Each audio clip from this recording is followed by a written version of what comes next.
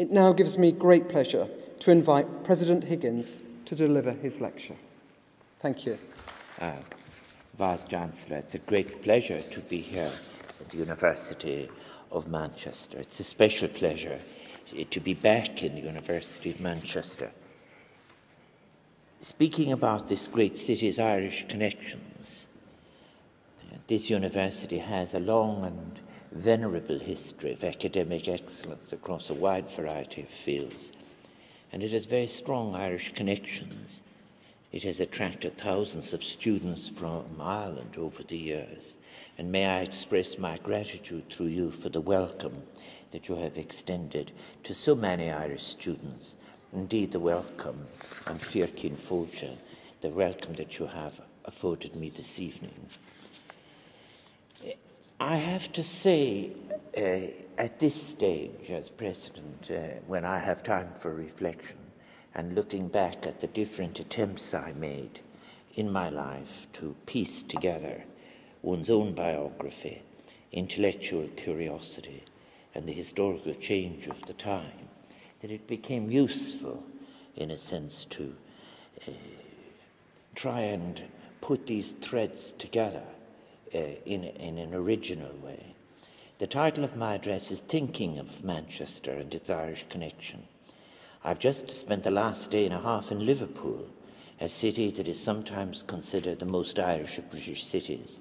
But the Irish connection in Manchester is no less evident than Liverpool, and where Liverpool was a gateway for so many Irish people, 1.3 million in a period of 4 years that arrived, half staying, the other half going on to North America. Manchester tended to be for many the end of the journey, a home. And so it was for my own sisters and their families. We were a family of 4, born in Limerick, and we had moved to County Clare. My first direct connection with Manchester was when I was about 19. We were, as I said, a family in County Clare about to begin our own scattering, as many did that time. Between 1955 and 1960, 255,000 people left Ireland, most of them going to Britain. We lived near a railway station, Ballycar, from which I remember the beet being transported to the factory, the sugar factory. And on Saturdays, women from our area visited the market in Limerick, which generated their egg money. I later wrote a poem about how they, from that, saved money from for their black at funerals, and so on. And I also wrote about those others who had stayed at home, who rode high Nelly bicycles, and were described in the statistics of the time as relatives assisting.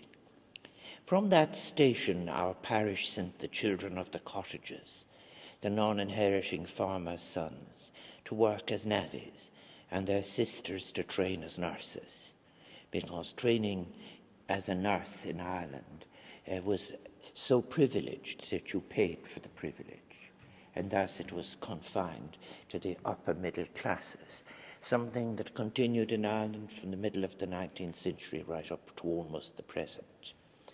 I think as well, there's indeed the recruitment strategy of British Rail at the time included a ticket from the nearest railway station in Ireland and accommodation in a hostel near the stations in Manchester if you decided to work in the cafeterias. And that was my first family connection with Manchester. My twin sisters both went to work in the cafeterias in Manchester, later in London, and then returned to Manchester.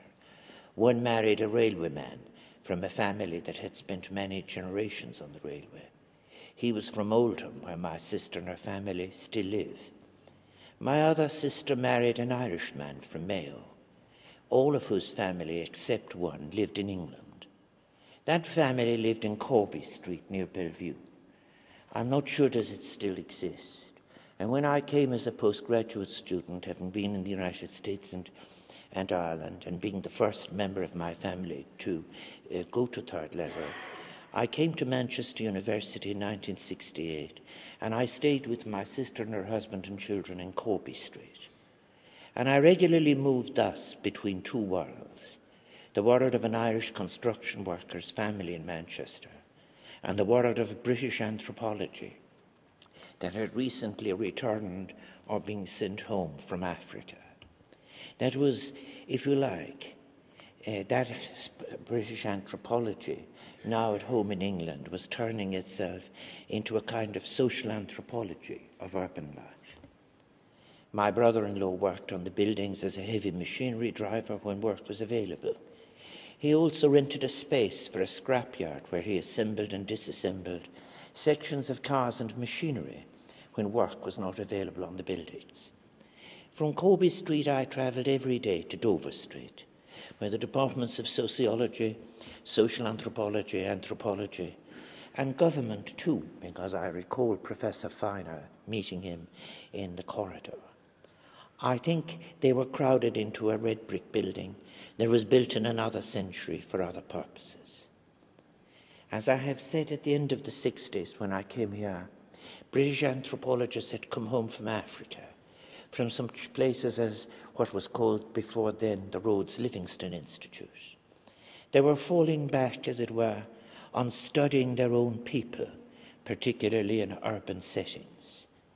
This would lead in time to studies of networks among urban dwellers, and such publications as Social Networks in Urban Situations from the Manchester University Press, one of the great university presses, and thus the Azande, the Chosa, the Barotse, the Newer gave way to the industrial settings and urban communities of the Midlands as sites for research. They displaced, as it were, the tribes of Africa. I was interested in urban sociology, and above all in migration.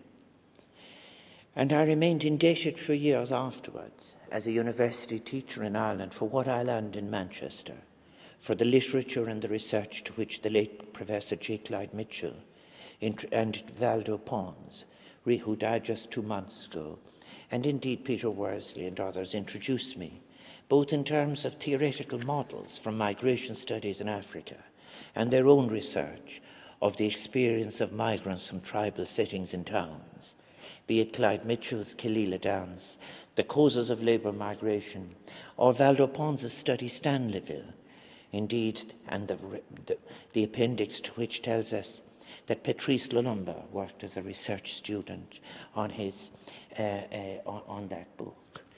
But particularly in one book which I will turn in a moment, in which a monograph with which I had as a connection, and that was Valdo Pons' contemporary interpretations of Manchester in the 1830s and 40s. With the anthropology department that under its two scholars, Max Glucksmann and Emrys Peters, I did not have that much interaction. It was a very hierarchical affair, the anthropology seminar for postgraduates, in which the professor would indicate and say, "Bruce, you would have a good question," and so forth. It was another time in universities.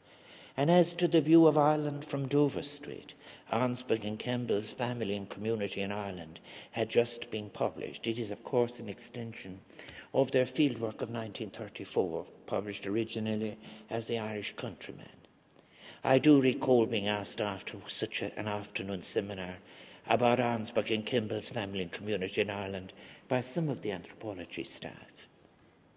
As I have said, I had been travelling daily between my Irish world of Corby Street and the abstract world of the social sciences, where I moved among PhD students who had field work material from their own people, and who would say sadly on occasion during the day, "I have all the material, but I'm looking for a theoretical model." Rather in the same way as someone would say, "I'm looking for a pram." And I do recall as well being asked on one afternoon, is, "Michael, someday you must tell us about your own people." I was, after all, the first Irish person that they'd had on the doctoral programme in anthropology. Later I moved to Wythenshawe to share a house with two postgraduates, one from Oxford and the other from Cambridge. Ours was an amicable arrangement, and of course Wythenshawe was in yet another world from Corby Street. And Roy Hattersley's political career was just about taking off at that time. And my life was complicated by my having becoming a Labour Party National Executive member, the youngest member at that time, and it involved frequent trips between Manchester and Dublin. And I was beginning to experience, too, the long gamut of left-wing activism in Manchester of the late 60s as well. And as to the university itself and the atmosphere, in the student union, a few students had read Althusser in French, and they found it very difficult to talk to Labourites or syndicalist-minded people who could not deal adequately with either hegemony or mode of production. At other times, the two Communist Party sections faced off. One group admired Enrico Berlinguer's Italian revisionism. The other sold the paper, the Daily Worker, and were content to dismiss their intellectually minded rivals in communism with the derisory inquiry, who do you report to? Out in the wider world of public meetings, at a May Day rally, Michael Foot was busily trying to dislodge Harold Wilson and was attacked in Ardwick Green by little old ladies with umbrellas who said that they were all for Harold. But there were moments of unity too. Everyone on the left combined on one such occasion to go to Salford to protest at Enoch Powell's appearance as a guest of the Tory party. All of this experience of my own, as a migrant studying migration at the end of the 60s and the 20th century, was of course long after the great tidal wave of Irish arrivals at the end of the 19th century. And it was before the terrible events that were to come, including the Manchester bomb of 1996, which would create such difficulties, not for the Irish in Britain, and also, of course, for the terrible people who suffered from that. The times in which I studied at Manchester University, and I am deliberately, as it were, trying to recreate a moment for myself in my own biography, and trying to touch it with the times and the prospects that were there. There were times of hope and promise, but in many places, such forces were at work as would define the decades that followed in a dark way and threaten all of those possibilities upon which we are now embarked together in better times in British-Irish relations. Some 25 years later, after that period of 68 to 71, I returned as a government minister in Ireland for arts, culture and the Gaeltacht to which you've referred, to visit the Irish World Heritage Centre, where so much is being done for the Irish, and to be part of the celebrations of the centenary of the Manchester Ship Canal. On that occasion, I met Roy Keane and Dennis Irwin, and I remember Roy Keane bringing me to see what had happened in Old Trafford and the corporate adjustment, as it were, to there. I should tell you as well, it is one of the contributions of anthropology to British soccer that in Dover Street some of the senior professors felt that they could dress up in the colours of their team as they emerged, looking just as curious as any of the tribal elders that they had studied in Africa. Now that I am back as Oris and Uachtaráin 20 years later, as I said, I have been moved to make such a reflection on my time in Manchester. But as to Manchester and British-Irish relations, as I have just said, things are so much different. Yes, over 55,000 directors now sit on the boards of British companies.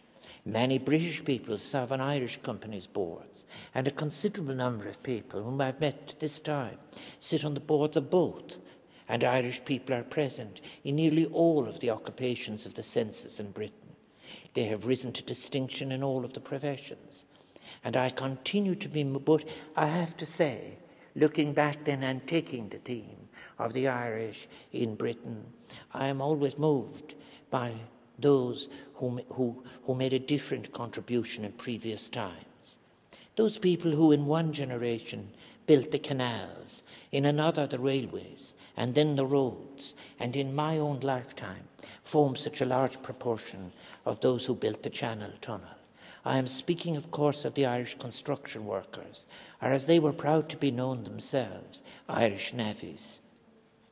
And the Manchester Ship Canal, to which I've referred, is not a bad place to begin. Alton Cowley, really, I think his book is so valuable. He gave it the title, The Men Who Built Britain. And he said as to the Ship Canal, the Irish on the Manchester Ship Canal, as far as the author could ascertain, numbered upwards of 5,000, or just under one-third of the labour force of 16,000 men. This extraordinary project, 36 miles long, which would claim lives, and it is disputed, the insurance company claiming 154, and the trade union claiming 1,100, which tells us that over centuries, insurance companies don't change. I think that canal is one of the great monuments to the Irish navvies, and the canals would be followed by the railways, and in time then the modern period, as I have said, the Channel Tunnel. So yes, Alton Cowley is right. The Irish contribution of such people was to building Britain. It is important to remember that Irish navvies worked on 4,000 miles of navigable water in the British Isles between 1745 and 1830 alone. And Irish navvies were part of the great railway building that began in 1830 and built 20,000 miles of rail in Britain alone.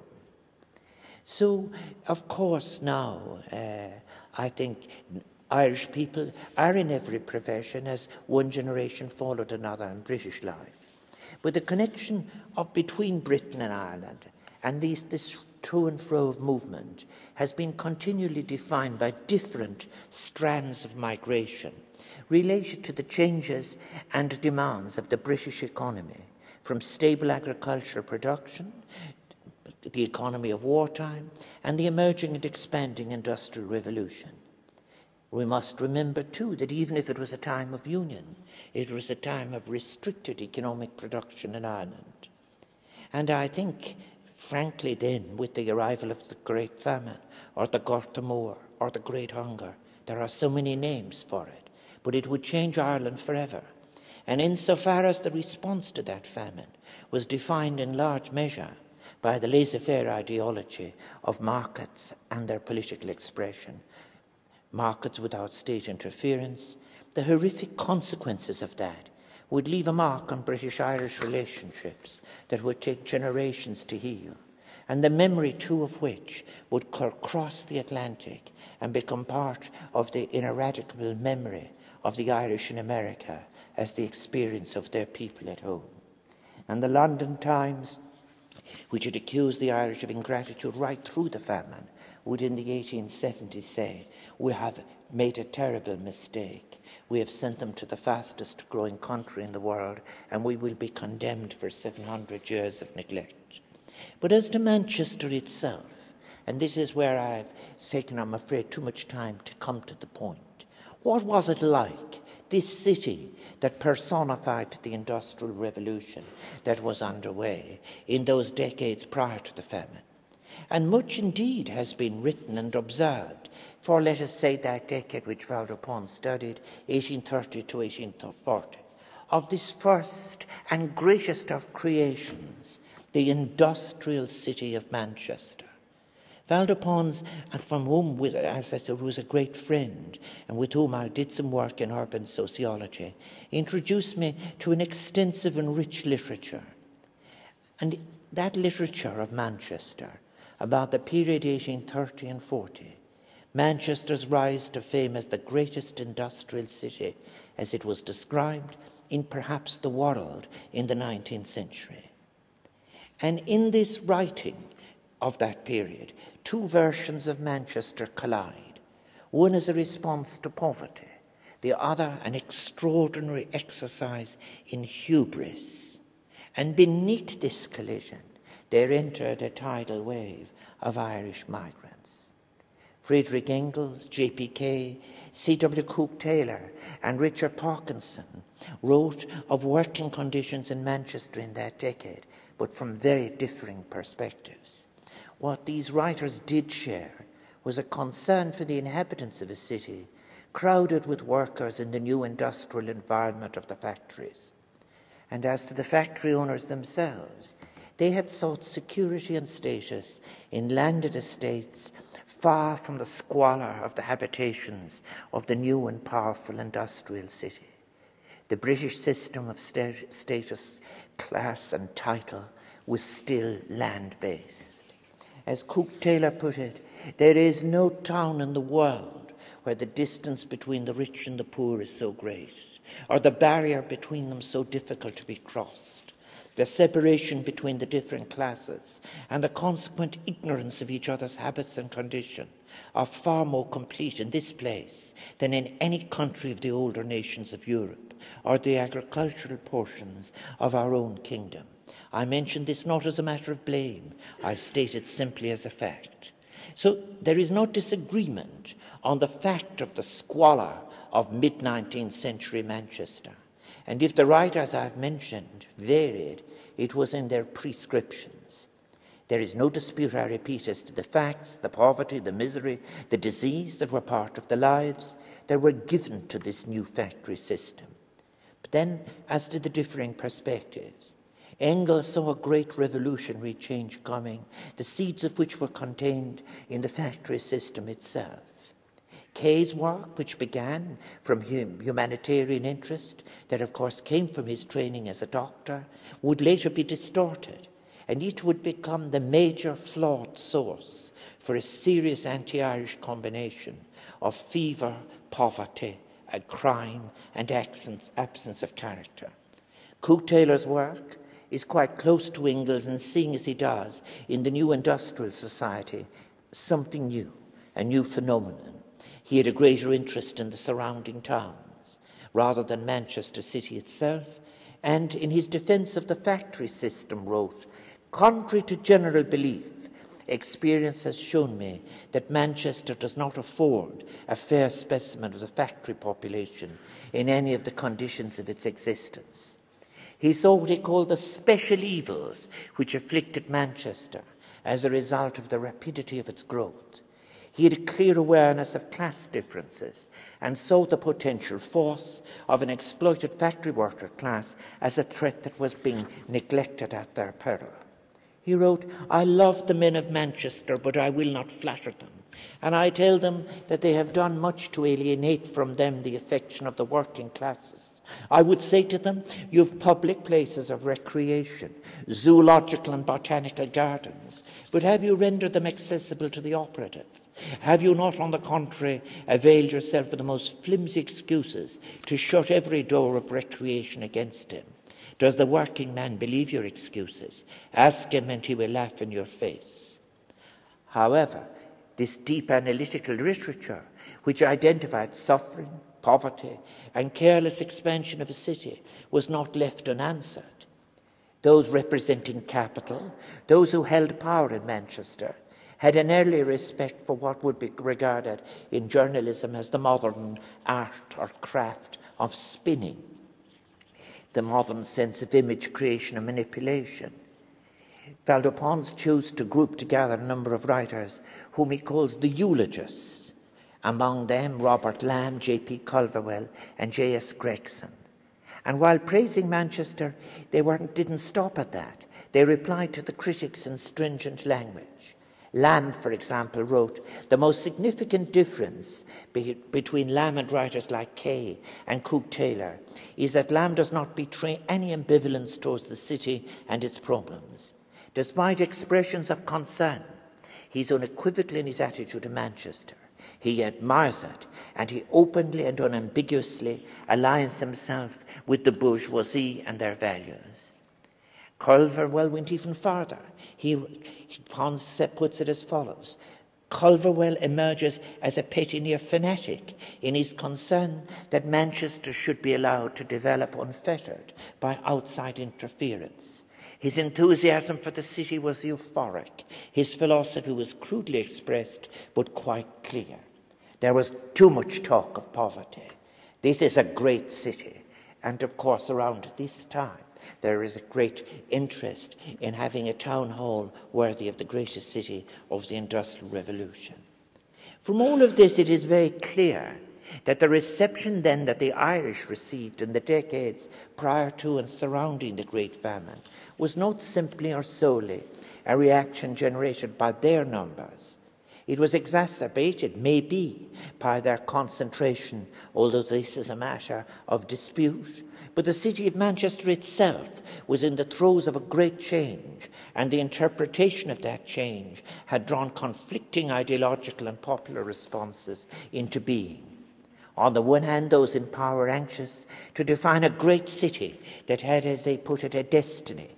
On the other hand, an entirely new form of living had emerged, into which workers from the region and from abroad were poured, and their conditions of work and habitation had drawn forth its own literature. Manchester had, much before that in earlier times, been a significant centre of Irish settlement. In 1836, Peter Ewart, a Manchester cotton manufacturer, told the government inquiry of that year into the Irish poor that about 35 years ago there was a great influx of Irish to supply the extraordinary demand which existed at that time for handloom weavers. That was the first great immigration of Irish into Manchester. A good many also came about the same time on account of the rebellion being the 1798 rebellion. So Manchester's early Irish inhabitants found themselves living in poverty. They often crammed into houses with little air and light, concentrated in an area that became known as Little Ireland. A slum area in the Ancoats area of Manchester, it consisted of a cluster of about 200 structures in very close proximity to each other that housed about 4,000 people, primarily Irish. Factories encircled the area, the sanitation was poor, and the area was dark with poor ventilation. The slum-like conditions that existed in Little Ireland rivaled the densely populated Irish communities of Liverpool, London, and Glasgow in Scotland. Attacks on windows caused many landlords to block up as many openings as possible, making the houses dangerously dark and lacking ventilation. And overcrowding forced many to live in the cellars of houses where the conditions were damp, dangerously dark, and lacking sanitation. A cholera outbreak as early as 1821 in Manchester brought the overcrowded, unsanitary conditions to the city officials' attention. But conditions prevailed for years until the government implemented sanitary acts to improve the city's squalid conditions. These objective conditions of squalor and misery from overcrowded conditions, of course, would come to be described as it were, aspects of Irishness, aspects of Irish habits, and aspects of Irish culture. The Manchester Irish, of course, were destined to play such a role in the creation of popular attitudes towards the Irish migrant in urban Britain. It was initially due, if not intended, by the local doctor to which I've already referred, James Phillips Kay, who in 1832, from his experience in dealing with cholera, produced a pamphlet intended to rouse local and national authorities to the extreme urgency of improving the urban conditions of the working class. As he predicted, social and political revolution would otherwise follow. His seminal tract was the source, unfortunately, of later uncritical borrowings that helped to establish early prejudices against the Irish, who were regarded as providing a bad example to the local working class on how to spend little on housing, clothing and furniture, save nothing and spend the rest on alcohol. The pamphlet was widely read in Britain and particularly used by the stream of British and overseas analysts who were drawn to visit and write about Manchester as the first great manufacturing centre of the Industrial Revolution. Unfortunately, they used tracts from the pamphlet without any confirmation as to fact, and the Irish were now broadcast more widely as a negative stereotype character of ill repute. Davis describes how it became accepted orthodoxy, not only that the Irish in Britain were always to be found crowded into densely populated, distinctively Irish quarters, characterised by poverty, low-skilled employment, poor housing, crime and drunkenness, but that these features were a direct result of their own inherent inadequacy and, as it would be put, fecklessness. Unfortunately, this stereotypical image was taken as fact and presented major difficulties to new Irish immigrants. It was already a difficult process for the mainly rural Irish, of course, to adjust to urban living without the extra burden of hostile local reactions. By 1841, a tenth of the city's population was Irish, and many lived in the district known as Little Ireland. This area of the city was so overcrowded that the sudden Irish influx during the potato famine, the Garth Moor, could not be accommodated and had to turn to other English cities, notably Liverpool and Birmingham. Friedrich Engels, in 1845, as the famine begins, having viewed the various living conditions of the different communities, described Irishtown as the most disgusting spot of all. Like Kay, he attributed much of the blame for this on the native character of the Irish. These folks have grown up in a virtually uncivilized condition. They are uncouth, improvident, and addicted to drink. Engels claimed that the Irish could only do unskilled work and were introducing brutal behaviour into sections of British society who themselves were not noted for civilized habits or moral principles. For in fairness to Engels, he did criticise British workers as well. The consistent repetition of these anti-Irish opinions were to establish a stereotype that suggested that the Irish had only themselves to blame for their high levels of poverty, lack of skills, poor housing conditions and crime, and that it was their habits that led them to live in squalor, which lowered wages and corrupted the behaviour and health of native workers. Historian Roger Swift has commented, in a situation of dire overcrowding, inadequate sanitation, unhealthy diet, disease, squalor and casual violence, the Irish became an easy target, and the poor Irish, who were the only visible Irish, became convenient scapegoats for environmental deterioration. James Harvey of Liverpool, in writing a letter to the National Public School Association in the year 1848, wrote, "Education can do the very poor no good.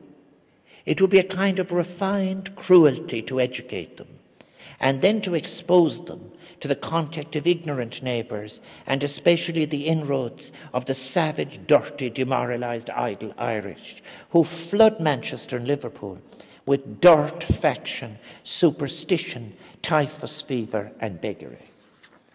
By 1851, over 13% of Manchester's population was Irish-born. 52,504, the second highest population density of Irish people in England after Liverpool. 20 years later, 1871, the numbers had fallen to 34,066, just 9%. Of course, in the late 19th century after the famine, over 80% of Irish migrants at the end of the century went to the United States.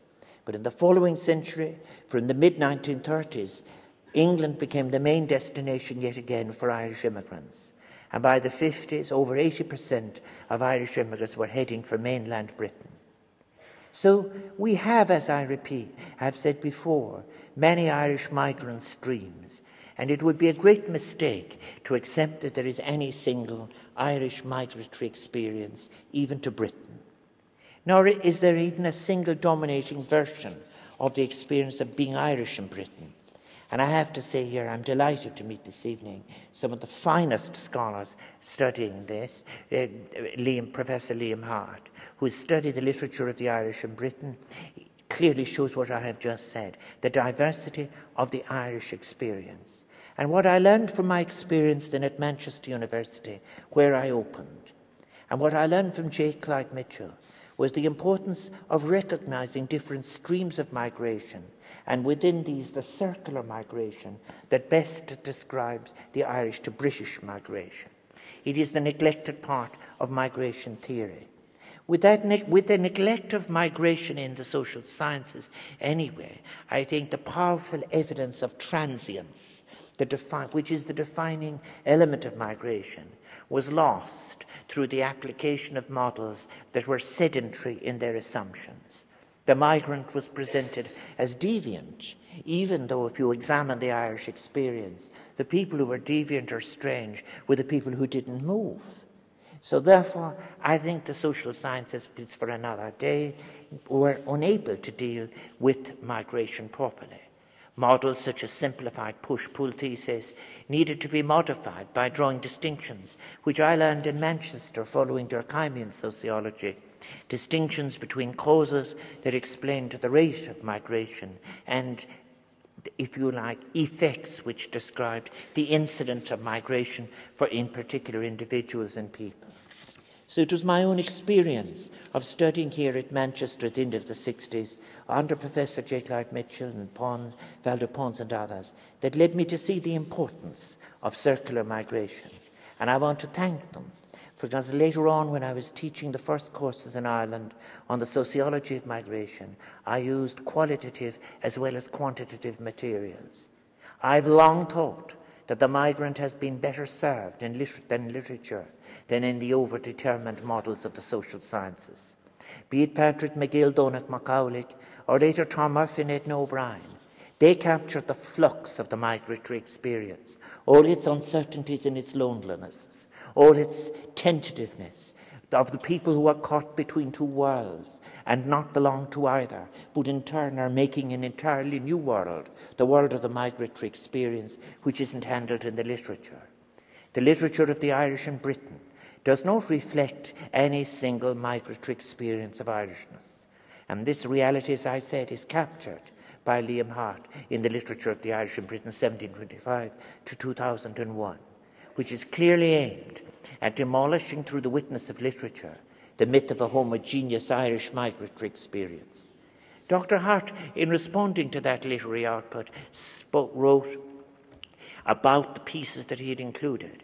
The best are powerful acts of imagination in their own terms, meditations on how journeys across the water breed strange and unexpected dichotomies, produce new patterns of seeing, living and remembering, prompt different stories about who we are and where we belong.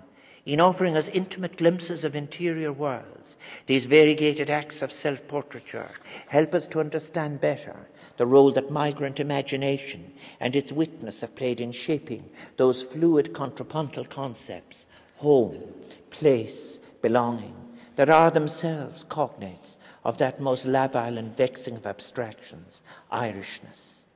And he says, they are a form of resistance writing through which culturally disempowered and displaced subjects seek to become known autobiographical agents, taking charge of their own representation, a case of the written off, attempting to write themselves back into social and cultural history, if you will. And again and again in those pieces, be it the pickpocket coming to describe how she was trained, and the others, for example, working in kitchens and service, are saying, I am writing this down in case it is never known. They weren't for publication as literature, but they were attempts to put oneself back into history. That anthology of Dr. Hart put me in mind of another scholar whose work I have used in the past, James C. Scott, in such work, whose early works, such as Domination and the Arts of Resistance, dealt with qualitative materials and used it to understand the struggle of the migrant in a new and strange place. Because much of our migrant experience was invisible and the voice of the migrant was rarely captured, it was easily overlooked, and its richness and complexity was lost at our cost in the social sciences. I have to tell you, as I come to the conclusion, even before my time in Manchester University as a migrant, working in a hotel in Sussex in the summer, I had been greatly interested in migration studies in a practical sense. While I was at university in Galway, I remember an article appearing in the London Evening Standard in 1962, which drew my first letter to a newspaper about racism and stereotypes. And the owner of the hotel asked me, would I please not use the address of the hotel if the correspondence was continuing. Migrants have always been at risk from stereotyping, seen as marginal people, reluctant to forget what they were, unwilling to be just like the home population. The stereotype stage depiction of the Irishman is as old as the first production of Sir Robert Howard's The Committee, produced in 1662 on the stage, and it is a stereotype that continued through the centuries. But now we live in different times, times of an ever-deepening and warm relations between our two peoples with their diverse citizens. Agus cuidim fóiltear evishin, I so welcome that. And since all that period I have described, the Irish in Manchester have given the city countless talented footballers, vibrant cultural festivals, talented students, writers and business people. And in Liverpool yesterday, I reflected on the Irish heritage of the Beatles, that most Liverpudlian of bands. I spoke about their emancipatory effect on their single visit to Ireland 50 years ago. But similarly, the work of the Smiths, perhaps the most quintessentially English of bands of the past decades, and certainly one of the bands most associated with Manchester, also resonates with the Irish heritage of its members and of the migrant experience in the lyrics of Morrissey and the music of Johnny Marr. And may I also, as a writer, point to the important work of the Salford playwright Sheila Delaney, granddaughter of Irish migrants who passed away a year ago on Tuesday. I think that she was a pioneer in women's writing. I think her seminal work, A Taste of Honey, that was recently revived in Sheffield, challenged accepted views of race, gender, class and sexuality, much as Edna O'Brien's early novels were to do in Ireland a few years earlier. Chun Creek Coalition made it all our own, mar focal square, to conclude. Let us then welcome the changes that have taken place and the new circumstances in which we can celebrate a parity of respect and esteem for our narratives, the ability to listen to each other's narratives, the willingness to revise. The closeness and warmth that we laud today was founded to a large extent upon the lives and sacrifices of generations of Irish immigrants who settled in this country, generations of Irish people who came here and contributed so positively and do today to nearly every aspect of British society, who did so much to make Britain what it is today, while at the same time fostering understanding and cooperation between our two countries. It is largely thanks to these generations of Irish immigrants and their willingness to remain engaged and supportive of the land of their birth that we now enjoy such a close and strong relationship with Britain. It is essential that we remember their stories and celebrate their role in creating the links between Manchester and Ireland that we sometimes take for granted today. Their spirit of community, their willingness to invest their time, their energy and their imagination ensure the survival and continued success of Irish community and cultural organisations in Manchester and its surrounding area. And they continue to do so today, making Manchester the vibrant and diverse city that it is. I'm so looking forward tomorrow to visiting so many other places such as the library and such as the New Ireland, the New Irish World Heritage Centre site. But may I, in thanking you for listening to me on Eishtach the Hagshivdam, may I, as President of Ireland, Maruktan salute the people of Manchester and their Irishness, the Irishness of a great city that is today the home to migrants of many cultures and nations, and to thousands of Irish people who have put an indelible mark on the city and its people over so many years. And may we move the experience of migrants to the centre of our social sciences and our social studies. And may we take, if you like, the rights that migrants carry, unsupported by property or materials, into the heart of our thinking. May the people of Manchester, together in their diversity, live in peace and prosper. Thank you very much.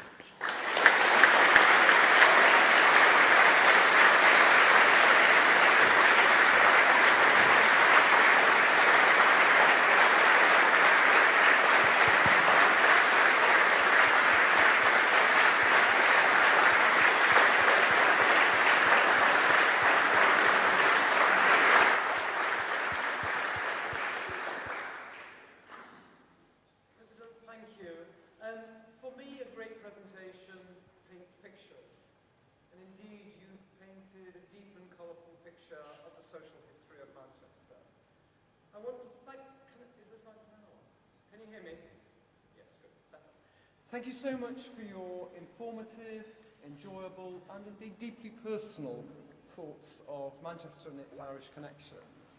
You've kindly agreed to take a few questions, and we have, I think, a couple of microphones if people would like to put a hand up if they'd like to. There's one back there. One over there. Can you put your hand up again? That's it. Thank you.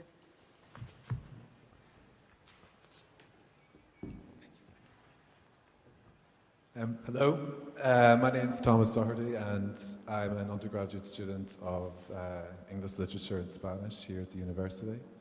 And I suppose I'd like to ask, in light of what you've been saying about emigration and the idea of diaspora, whether you believe that Irish-born immigrants should have the right to vote in Irish general and presidential elections. Well, I have to say that this is changing the electoral law is a matter for government. And as you know, I am conservative about the constitution and the role of the president, so I don't stray into the area of the government. But I do think it is a very interesting issue, and I am nearly sure that it will be discussed at the Convention on the Constitution. It's appropriate that it be discussed there. It is quite different as to how you address this and break it into the different questions about voting in local elections, voting in general elections, voting in referendums, voting in the presidential election. But I'm sure that it is likely to be discussed at the convention, and of course the convention will be dealing with themes like this within the current year, and I think that that is very encouraging. My personal view as President of Ireland in office for over a year is I think that the greater connection I have with Irish people, no matter where they are, the better I like it. It's one of the reasons I'm here. Thank you. Question over there? Hello, my name's Maggie. I'm also an undergraduate student, actually on Dr. Hart's course, so I was real prized to hear you quote him. The theme of your next year of presidency is the crisis in ethics and among intellectuals. I guess my question is, in regard to education, what do you hope to achieve in relation to this theme in 2013?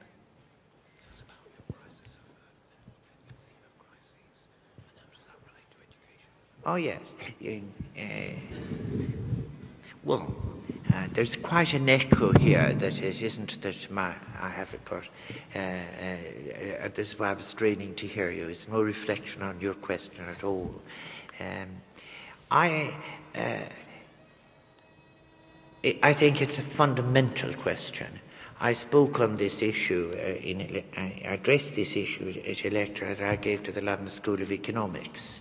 And it's easier if I maybe illustrated there from economic theory. I feel that we are at a time of great intellectual crisis, insofar as I see legitimacy being leached from the representative institutions of different states. It's good to think about it actually here in Manchester, where you had such a struggle for the vote, such a struggle for the, if you like, to control things through Parliament. And then you suddenly hear that there are areas which Parliament cannot control. Or if you take in the Irish case, where women got the vote in 1918, and where, if you like, the property qualification was gradually dislodged so as to be able to vote, and the assumption was that you would be able to control your own destiny.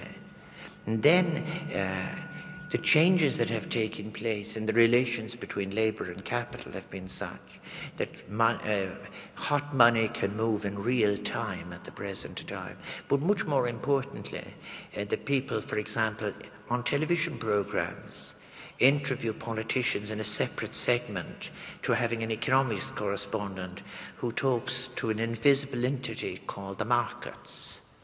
So you'd have a phrase, how do the markets respond, and so on. And one of the things that is very interesting in the scholarship in Scotland, Ireland, England, Wales, is to take a period like, for example, before the writing of The Wealth of Nations. If I take Adam Smith's The Theory of Moral Sentiments, at that stage, ethics, philosophy, politics, and economics are able to speak to each other. And then I contrast that with the legacy, say, of the Chicago School that runs on through Friedrich von Hayek and goes right on through the Friedmans and so forth. And the suggestion there is that you could just simply keep increasing all of the time and the markets will eventually solve the issue. In a way, the narrowing of subjects, a kind of what Johann Galtung calls now, he calls what was economics he calls it capitalistics. And I think equally the narrowing of other subjects and their breaking away from each other. I read and I find it true, but I need to do more. Zygmunt Bauman's work, for example, about the versions of where citizenship has been replaced by consumers seeking to, as they were, consumed in their consumption. And this disaggregation of moral sentiment, the breaking away of different subjects. And then I think, may I say, in a university, the visiting upon universities of a very narrow utilitarian burden, of demanding that they demonstrate usefulness in an ever narrower sense and in arenas that are themselves not accountable, and in arenas that where assumptions are not required to be declared. And I'm fascinated in the presence of a great scientist as well. If I take a subject, for example, like physics, if one reflects on it, physics, the paradigm in physics has changed 3 or 4 times in a relatively short period of time. You then take a subject like, let us say, the neoliberal model of economics that flows from the Chicago School. It's as if it can't be questioned. Its assumptions can't be tested. It's as if it can't be turned. And therefore you are given a crisis, those of us who worked in development theory, those of us who worked in development economics and so on. You're saying that this is something which can't be turned. This in itself is a huge intellectual crisis. And it is full of some rather crude pieces of history as well, such as, for example, the bringing into existence of the so-called Nobel Prize in Economics, which was never existed. Nobel never created a Nobel Prize in Economics. The Swedish Central Bank invented and funded a prize that they awarded on the same day. And thus it rolled on, and before you knew where you were, you have created a kind of a fiction around a single narrow version of the economic world. And this is what I meant. And also as well, I also thought as well of the sheer, what young people are telling me as president. Over the last year, I had a consultation that involved getting submissions from 700 or 800 young Irish people. They wanted holistic education, and they want education for citizenship, and they want education for compassion, and they want education for all of those double S words that are no longer used in a period of aggressive consumption, like goodness, kindness, softness. All those things that would be regarded as, if you like, not real men, as I said yesterday, in Canary Wharf don't talk like that. This kind of, our language changed. So it is a barren time. And there is a huge difference, I say, as a working person on reading and writing. There is a real difference between imitation and origination. There's a huge difference between copying, imitating, responding negatively. Raymond Williams was on to this years ago when he spoke about people who had used it. The title of the very last paper of his life is, in fact, Be the Arrow, Not the Target, which is a critique of the media. So yes, there is an intellectual crisis. What can I do in the presidency? I've started already. I have announced that my 7 years will be that it will be a presidency of ideas. I intend to take on a number of these issues. This first year I have been spending a big consultation on what it means to be young and Irish. My next year's consultation is about, if you like, the possibility of ethics in the contemporary world. Can economics ever be ethical? What is the ethics of environment, the ethics of existence, medical ethics, all of these areas? I intend, in fact, next year to be able to actually push for a debate on that. And I've had many international people who have contacted me who are very interested in taking part in this disputatio. Hello.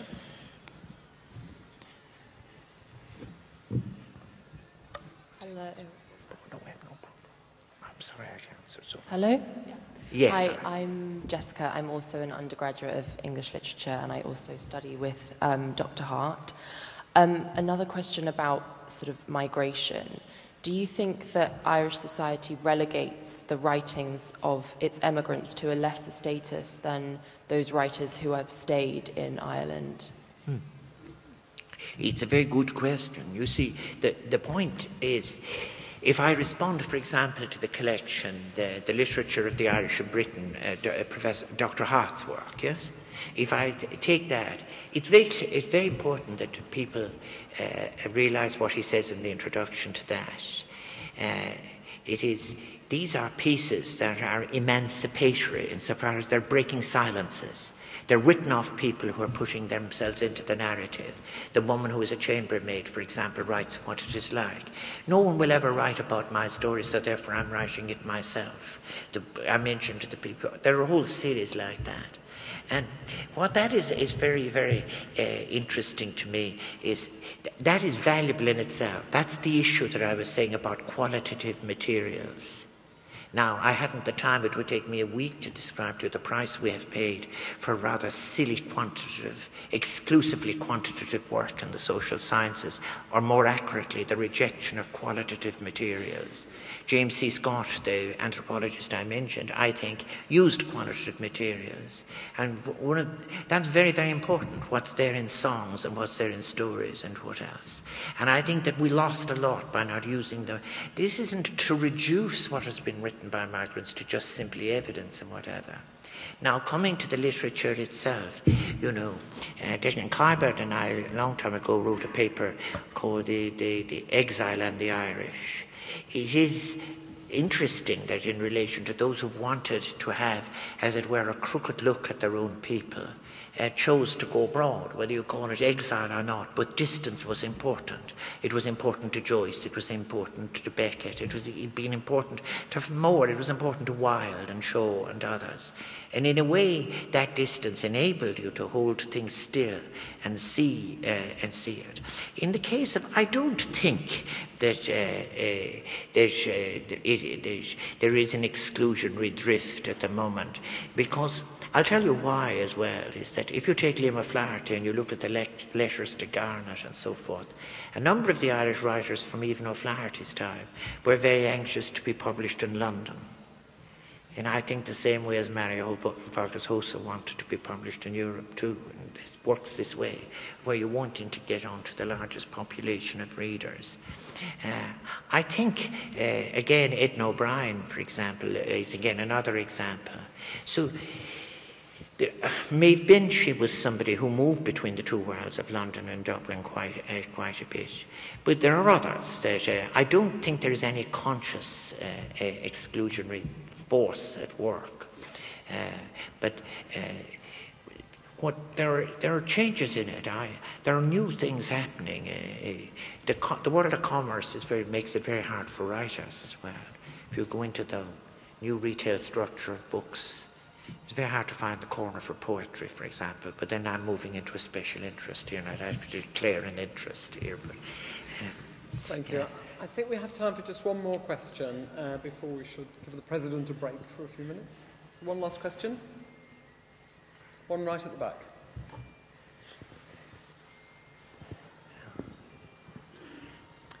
Sorry to make it a difficult question. My name's Vicky Gallagher. My parents migrated from Ireland to Manchester. I identify as someone from Irish descent and as a Catholic. What I can't identify with is a country that has allowed a woman to die recently because they wouldn't intervene and give her a medical termination, the Asian woman who died. What is the government going to do to address situations like this that happen in the future? Well, I can't speak for the government because I'm not a member of the government. My office is an independent office. I've already spoken on the issue that you referred to yesterday, and I have said that the tens of thousands of people who have come out onto the streets to express their solidarity with the surviving husband and family of the woman who has just recently lost her life is a very moving expression of the best of ethical Irishness, in my view. I also think as well that in the investigation of that case, it must be in such a way that sees the government acting, that sees the family's grief being reduced to some tiny degree by having being able to be involved, and also I think as well the Irish public have to be satisfied. These are issues when I was an elected politician that I spoke on. My views are enormously changed at all. But I think it's only right that I respect what is the business of government and what is the business of the President. And this is part of the, let me put your question slightly differently because I think it might be more useful if I answered it like this. I've said that migration has been neglected and we have lost a bit over that. But I think as well within that itself, there are differences between male and female migration from Ireland. There were differences in every period. For example, in the famine period, there's very, very good work available on the women who were in the workhouses. Women who left their children and often immigrated to the United States, or gone to Canada, who having made all their own clothes for the journey, would then write for their children.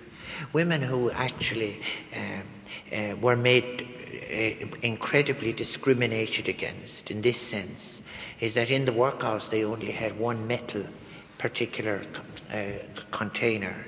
So they didn't know about the modern kitchen, so they couldn't work in Canada. And they didn't know about agricultural work, so there were no use on farms.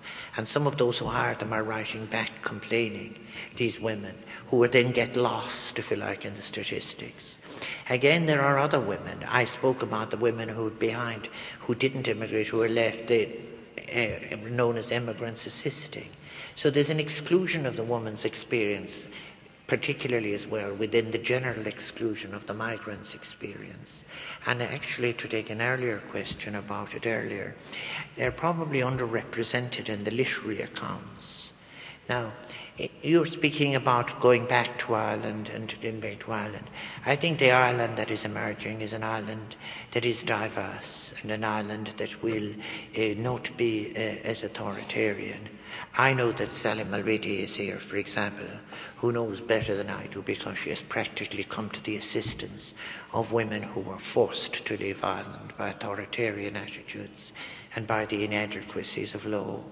And also I think we need to face up to other things that are interesting in history. This is the agenda for historians. And that is, people speak sometimes of what happened immediately after the famine that I spoke about as the famine, the post-famine adjustment.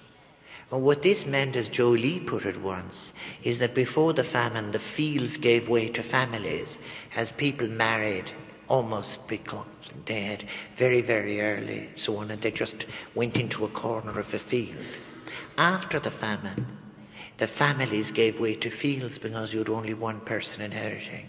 And all those walls went up. And Ireland began to become a property-owning country. And the migrants didn't have property.